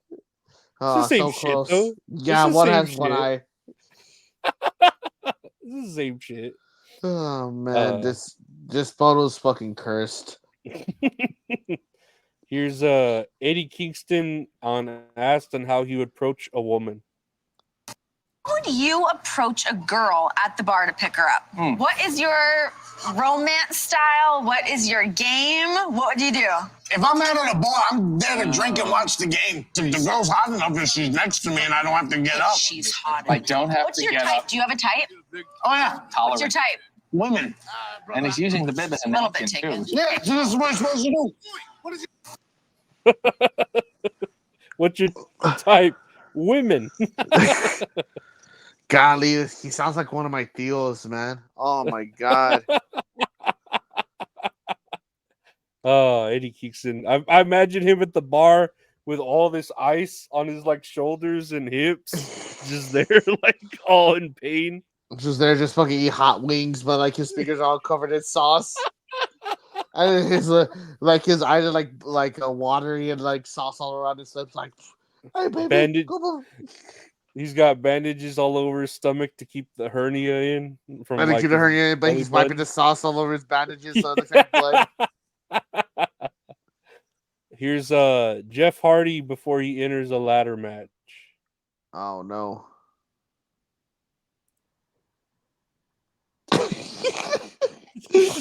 So stupid. Oh, dude, he's fucking getting down. Hell yeah.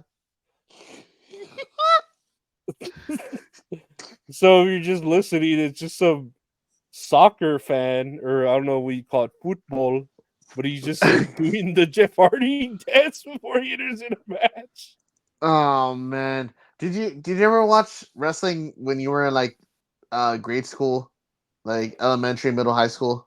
I'm pretty sure I did. Well, maybe not high school, but grade school for sure. Like I watched it like my whole life, and I had friends who watched it too. I remember my friend Josh. He got in trouble one time because when the teacher's back was turned, he did the fucking suck it thing. Oh yeah. And then one of the students like told on her. We're like, man, dude, what a fucking bitch. Oh my god. I remember when if you came, I never had wrestling shirts, but if you, because you know back then I was a big boy, and in my hometown you could only get like smaller shirts like with wrestling shirts, or you had to go out of town, right? So they didn't make them for big and tall people like they did. But if you had the kids that did have like DX shirts with DX on all naked on their shirts, they had to turn them inside out. Oh my god, no. Richard remembers this story. We went to Six Flags, and I was wearing that DX shirt, the one you're talking about, where they're doing the sucking on the front and then they're showing their asses on the back. And they told me I couldn't wear that shirt in the park because it was offensive. So I had to go change it to another shirt. But then, like, my cousin was arguing with them. It was like, you got, like, women walking around in, like, tank tops, whatever. But I think that's a bad argument. You know what I mean? Well, I don't know. I mean, that's like, ahead of its time argument, but he's not going to get anywhere with it at that time. It was like 2007, 2008. That's shooting yourself in the foot. It's like, dude, shut the fuck up. I want to see chicks with their fucking tits out. I want to see the fucking tatas out, bro. What the fuck? We don't have the internet. So we're too broke to have the internet. It's still dial-up. Stop it, bro. But yeah, he was making a big old deal. It's like, oh, you got like, you know, people walking around with shirts all over here, but it's like you're just afraid to like see butt cheeks. They're like, oh, cuz it's fine. I want to get on the roller coasters. Like, good times. Good times. Oh man, I started recording. I was like, "What's your name, sir? What's your name?" Oh man, you're gonna get so canceled. I'm showing this to your supervisor. This is free speech. My shirt is free speech. I know Mr. Six is gonna show up and fire your ass. First Amendment, the Magna Carta, motherfucker. And I don't know. So I don't even know what that is. Yeah. Here's after Dynamite ended, here is Dax Hardwood praising Cash Wheeler for him not being guilty from the gun charge that he had. So let's take a listen here and see if it. I'm sure you've all read about it, and I'm sure you heard about it, but I think my boy Cash Wheeler deserves a round of applause.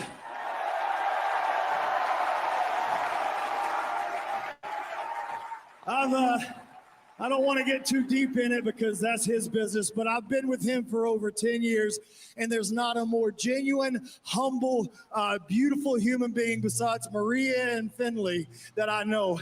And never for a second did I doubt him, and I hope you guys didn't either.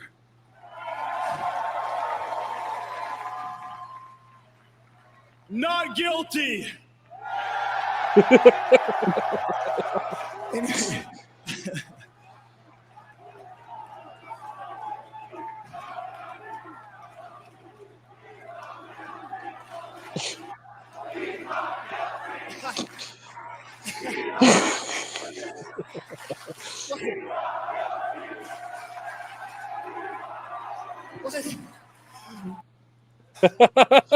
Did he put on his pants at the end? I couldn't tell if he was pulling down his pants. Nah, I think he just took off. Oh wait, what the hell? Right? That's weird. I don't know unless he was in his wrestling gear, but I don't know. This is so random because I know I saw the article saying that it was dismissed. It's not that he was found not guilty. It's just that the charges were dismissed. Yeah, I guess the person just forgot to show up, I guess. Yeah, or maybe there was speculation that he got paid off by Tony Khan, the person. Dude, what But the I don't fuck, know. man? That's just like conspiracy shit. Either way, but it's just funny how he's like not guilty, and everyone's all yeah. Yeah, woo! It's like, dude, you still kind of did it, like Wait, what was it that he got arrested for? I know he had a weapon on him. road rage. Like Road rage, yes. Yeah, like he pulled the gun out when someone cut him off or did something, and I mean that's still kind of bad. I'm not saying our court system's flawed, but it's weird to cheer this. It's a weird thing to cheer, Oh my god, I don't know, man. Wrestling's weird, man. It's gonna get weirder. But good for him that he's not guilty. It's good to. Otherwise, Dax Harwood, I don't know what he would do by himself. Who would shave his back, right? He would sell used furniture. He looks like he would sell used furniture. What is this here? They didn't make. Oh, they don't make WWE games like this anymore.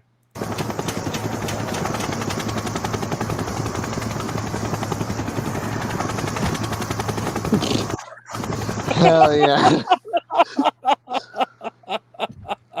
Dude, which one is that? Is that Here Comes the Pain? I think it's Here Comes the Pain. I have no idea, honestly. Dude, that one was so much fun, man. I loved Here Comes the Pain. I imagine this is what's going to have to happen for that Darby Allin match for it to have any sort of for the crowd to cheer it all. This is awesome. That was dangerous. That was dangerous. Broken foot. Oh, fucking Darby Allin. Oh man, I'm scared of what he's gonna do, man. Honestly. I am too. I know. I don't know how he's gonna like he's gonna have a loaded gun and put a bullet in there and spin it and see what happens. Ah! Fucking cuts off. Here's Dominic getting caught in 8K. So here's a hot picture of Liv Morgan, and Dominic liked it. Nice. Dang, Caught in 8K. Nah, dude, she's so fine. Caught in 8K. I don't know why this is 8K. That's I don't know. That's a weird number. He needs a cup of water. He's too thirsty. That's good. Nice.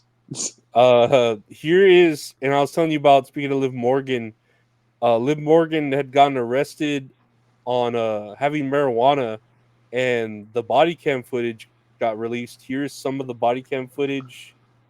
Liv Morgan arrest body cam footage had been released to the public. Here's some of it right here. Marijuana? No. Why do I smell marijuana? I have marijuana, but I wasn't smoking marijuana. Okay. Do you have a medical marijuana card? No. Also, I need to post bail.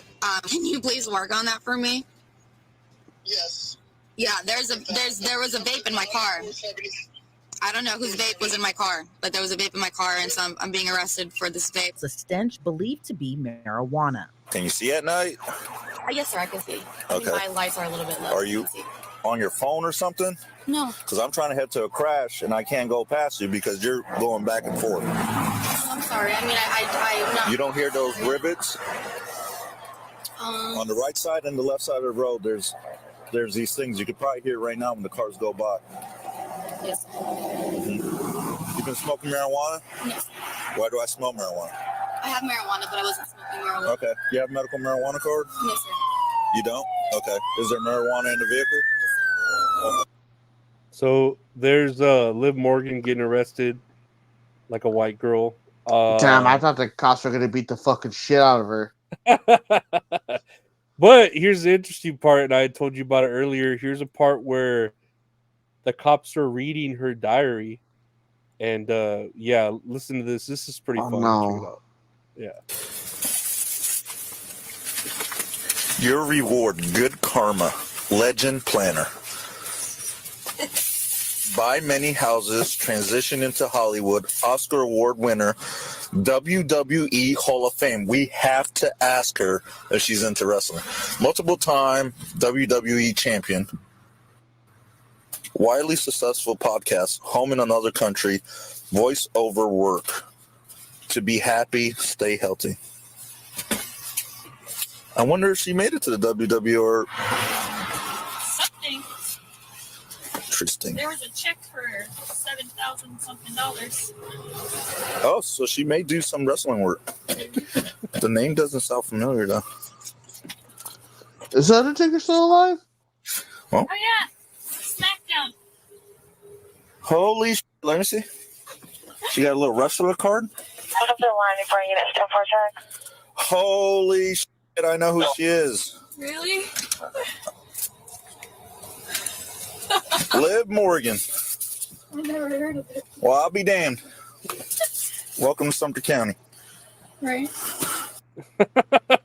Right, you see him walk back to the car and fucking whips out his baton. Welcome to Suffolk County. And he just beats her.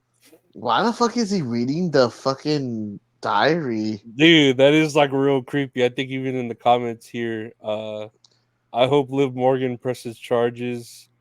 This seems a bit invasive, especially to have it available to the public. Cop going to the personal belongings is just weird. Like, it's real weird to just like read her diary or whatever, you know? Man, especially too to like, is it illegal to say like their funds that they're making? I don't think so. Like, especially if she agreed to a search, or it just depends on like the country, the state. Like if you know they're able to search if they have suspicion with the smell, you know. Yeah.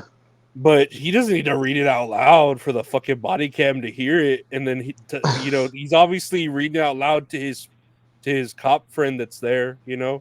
Yeah, it's like, dear diary, I saw Dom today. He looked extra cute. I really hope he likes me. Tee hee ha ha. Dear diary, it still burns when I pee, and you know, oh dear diary, fucking the second stillborn, you know, like Oh my god, like something like the mood apathetic.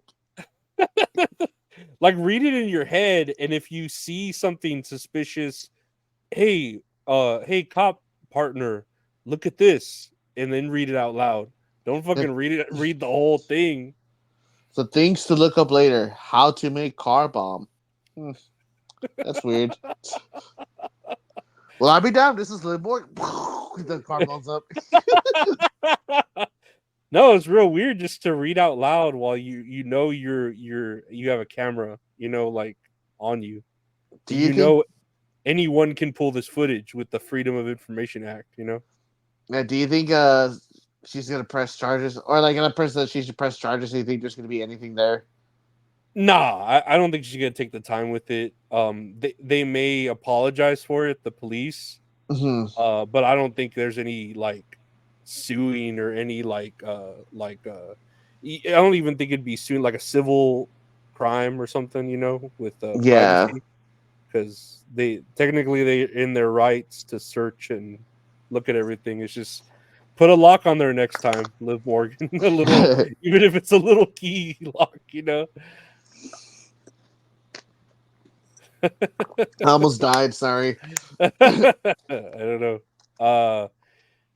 Two more things here. Here's Randy Orton with one of the cleanest RKOs ever.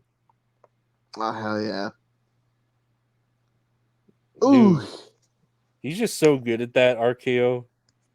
I'm scared to take an RKO. I feel like I'll break my jaw. Who is this? Carmillax? No, what's his name? Carmax Chapstick? No. Yeah. It's Carmelo Hayes. There we go. I thought it was just the facts Carmax. Carfax. Just ask for the Carfax. Yeah. Carmelo Carfax. Brought to you by Carfax. Carmax Carfax. I can't wait till the wrestlers have ads in their names. Randy, RKO, Orton. Fucking here comes Prime Breaker. Braun Breaker with prime, like a prime onesie jumpsuit. RKFC. It's a RKO. That'd be pretty good. And they CGI a bunch of chickens, legs flying everywhere. Oh shit! The CGI chickens, like with fucking what's his name? Riddle. Yeah, with all the shit flying out of him when he jumps up. Oh my god, dude! And lastly, here, I don't know if you heard about that portal, like an art piece that they did between Dublin and New York. Yes. Here's the portal open. He is none other than the Shock Master! All right. The Shock Master! Oh god. Oh god. So he fucking found his ass. Oh man, I love the Shock Master. That's so fucking great. Shock Master, man. Rest in peace. But is he? No, he's still alive. I don't know. He's probably making more money than ever on that fucking botch than anything. Yeah, dude, it did him favors. Yeah, no, which is fucking wonderful. But yeah, no, another day here. I want to thank everyone for listening and for viewing the podcast. That's all kayfabe. You can watch it every Monday at 11 a.m. here on the YouTube and on That's All Kayfabe podcast. What do you want to say to the people, Gabe? Nothing much. Thanks for tuning in this week. I'll talk about favorite movies and whatnot. Thanks for liking, commenting, subscribing, all that fun stuff. Everything y'all do, it helps out the channel. Thank y'all so much. We'll see y'all next time. Later. Take care. Bye.